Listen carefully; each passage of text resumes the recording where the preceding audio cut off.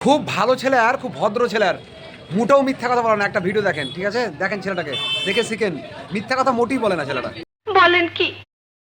অনেকেই বলেছেন বাবরি মসজিদে নামাজ পড়তে এসে এইসব শস্যগুলো ভেঙে ভেঙে নামাজ পড়েছে। আরে ভাই, শস্যের মালিকরাই বলেছেন যত ইচ্ছা শস্য ভেঙে নামাজ পড়ো, আমরা কোনো ক্ষতিপূরণ দিব না। কিন্তু বাবরি মসজিদ বলেছেন আমরা ক্ষতিপূরণ দিব। কিন্তু এখানকার কৃষকরা খুবই ভালো। কৃষকরা বলেছেন আল্লাহ যদি সামনের বছর শস্য দেয় তো অনেক দিবে, তোমরা নামাজ পড়ো। এই শস্য মালিকের জন্য আপনারা দোয়া করবেন যাতে ভবিষ্যৎ আল্লাহ ডবল শস্য দান করেন ইনশাআল্লাহ। দেখলেন ভিডিওটা ছেলেটার কত ভালো ছেলে। এবার দেখেন আরো ভালো।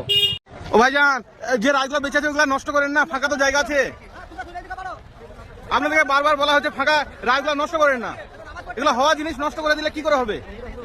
এই যে বেকার আজকে কেন ভেঙে দিলেন বলেন তো? অনেক জায়গা আছে, মানুষের সহানুভূতি নাই।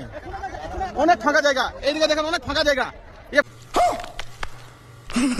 দেখলেন তো ভাইরে, আমি একটাই কথা বলবো, মিথ্যা কথা যখন বলবি তখন টুপিটা খুলে রাখিস। আমি জানি মুসলিম ধর্ম কত ভালো, কেন আমাদের এগুলো প্রচুর মুসলিম আছে। ওই টুপিটা খুলে তো মিথ্যা কথা বলবি, তাহলে ঠিক আছে। ঠিক আছে, টুপিটার অসম্মান করিস না। এর ক্ষতি করবে আর চাষিরা কিছু বলবে না, তাই হয় কেন এত মিথ্যা কথা ভাই? ঠিক বলেছো।